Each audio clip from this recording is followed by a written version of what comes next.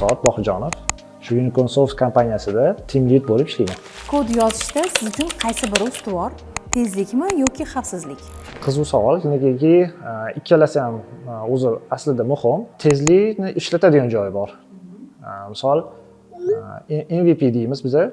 MVP turdagi misol vazifalar bo'ladigan bo'lsa, tezlik muhim hisoblanadi, lekin baribir ham asos qilib xavfsizlikni hisobga olib ketish kerak.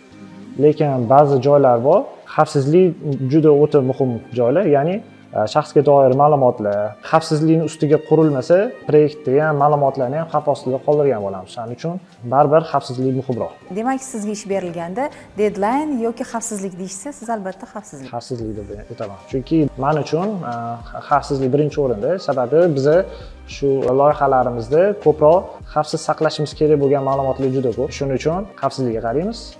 Keyin ish jarayonida tezlikka qaraymiz. Birinchi sifatida, shu lider sifatida bitta proyektni noldan boshlab ishlatishgacha deymiz, qancha deadline olsa bo'ladi o'zi? Aniq muddat aytilolmaydi, chunki sababi u har bitta jarayon hisobga olinishi kerak.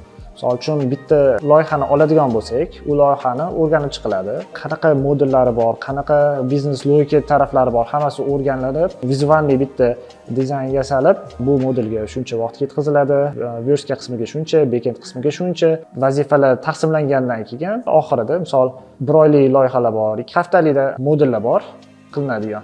Shunga bemalol baholasa bo'ladi. Kod yozishda eng ko'p uchraydigan xatolar. Kod yozishda eng katta xatolardan biri palapartish yozish. Tez yozilgan kod baribir ichida xatoliklar bo'ladi. Backendni oladigan bo'lsak, backendni asosan biznes logikaga asosan quriladi. Shuning uchun biznes logikani chuqur o'rganmasdan turib, misol ba'zi levelida, keyin kod levelida misol tez qilib ketiladi-da, ertaga misol o'ylamaydi. Ertaga mana shu holat bo'lib qolsa, hisobga olinmaydigan joylarda kamchilik bo'ladi, uni to'g'rilash qimmatga tushadi.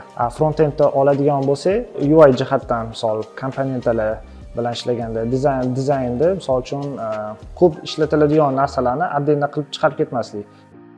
Bugungi o'zing kechagi kodingga qanday baho beradi? Kechagi kod bilan hozirgi kodni misol uchun oladigan bo'lsak, har doim bugungi kodimiz yaxshi bo'ladi. Chunki sababi kecha bilmagan narsamizni bugun o'shani optimizatsiya, nima deydi, bizning tilda refaktor deyiladi, refaktor qilib yozilgan kod baribir yaxshiroq-da. Chunki har kuni biz odam izlanadi, o'rganadi, o'sha xatosi ustida ishlanadi. Shuning uchun har doim yaxshi kod bugungi nima deydi, hozir yozilgan kod bo'ladi. Hayotingizda tezlik sabab pushaymon bo'lgan tomonlaringiz bormi?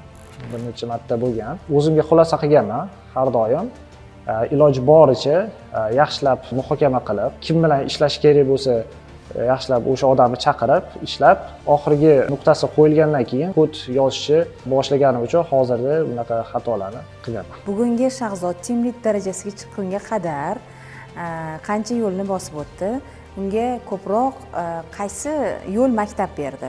Team lead bo'lishimga asosan shu yillar davomida yig'ilgan tajriba, ta'limim, atrofdagi insonlar sabab. Yangi boshlagan dasturchilarga nima degan bo'lardingiz?